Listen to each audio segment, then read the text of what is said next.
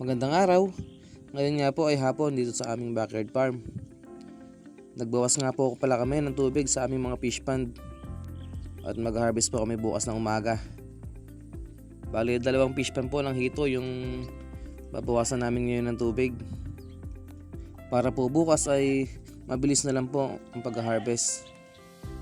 Medyo matagal din po kasi magpatuyo ng fish pond, lalo kung punong-puno pa po ito ng tubig. Kaya binabawasan po muna namin. At ito po yung pangalawang fish pond na binabawasan natin ng tubig. Ayan nga po, ginagamitan po namin ng submersible pump. Bale, ito po yung una naming haharvestan bukas ng umaga. Kasi po ay mas marami pong malalaki dito kumpara sa isang fish pond.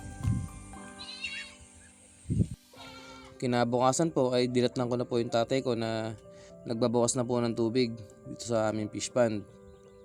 Konti na lang po ang tubig at unti-unti na rin lumilitaw yung mga hito. Mga ilang minuto lang po ay maglalabasan na po yung mga yan at madali na pong hulihin. Bali, ang ginagamit nga po pala naming submersible pump ay di kuryente po. Sasaksak lang po siya sa outlet at kusa na po siyang hihigop ng tubig palabas ng fish pond. Matagal ko na pong ginagamit ito at wala naman po nagiging problema. Makakabili nga po pala kayo nito online at nagkakahalaga lang po ito ng 1,000 to 1,500 pesos po. Depende po sa shop na bibilhan nyo.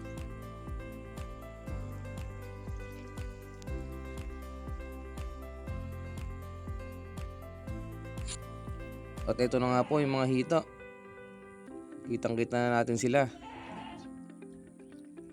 Karamihan po dyan ay tumitimbang na po ng 2 to 3 pieces po per kilo.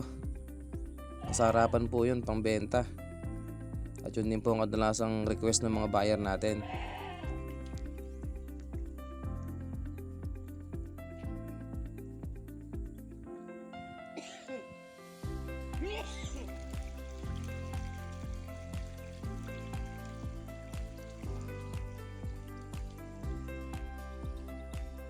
Ang order nga po pala sa atin ngayon ay inabot po ng 85 kilos. Kaya tignan po natin kung aabot po ng 85 kilos yung mga laman ng fish pan na to. At ito nga po yung mga unang nakuha. Pero marami pa po ang natitira sa loob ng fish pan. Nagpahinga lang po muna yung tatay ko at umiinit na po kasi. Pero mamaya ay kukuhanin din po lahat yan. Para malaman po natin kung aabot po ng 85 kilos. At para malaman din po natin kung kailangan pa po natin kuhanan yung isang fish pan. At dito po ay nagre-repack na po ako ng mga pa-order po namin dito sa aming barangay habang nagpapahinga yung tatay ko. Bale, 20 kilos nga po pala yung pa-order namin dito sa barangay. At ang benta po namin ay 130 pesos po per kilo. At 250 pesos naman po pag 2 kilos po ang order. Sa 85 kilos po na total order natin ay 20 kilos lang po yung retail price. Yun po yung mga pa isa-isang kilong order. At yung 65 kilos naman po ay wholesale price lang po yun. Ang benta lang po natin doon ay 100 pesos po per kilo. Mga taga-ibang barangay po yung kukuha mamaya. Bali, 2 po sila na reseller ko. At lagi po silang kumukuha sa akin tuwing mag-harvest ako ng hito.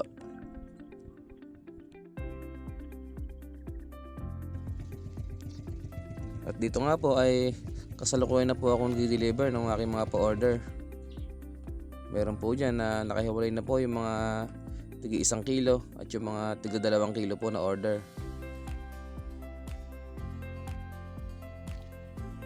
Pagkatapos ko nga po palang mag-deliver ng mga order ay nag-umpisa na po yung tatay ko na ubusin yung mga laman ng fish pond.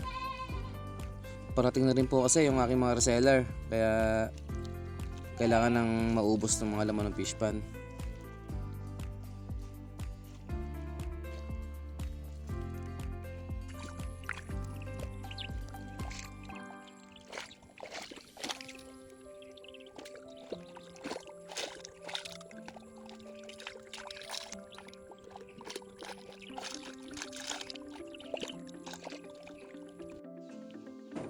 Maya nga po ay dumating na po yung isang reseller natin.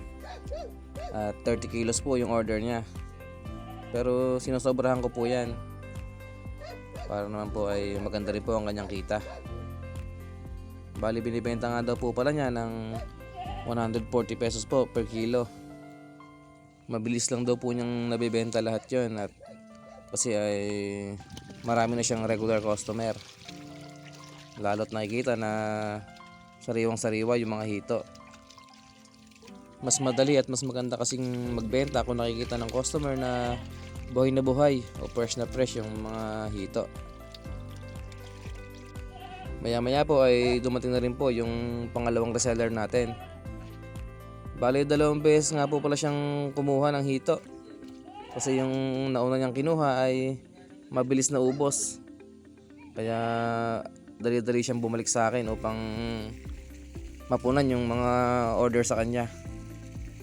Bali yung iba nga pong maliliit ay binalik ko dito sa fish pond. At hindi rin po natin nabawasan yung fish pond na to. Next month na lang po natin harvest lahat. Maraming salamat po sa panonood and happy farming!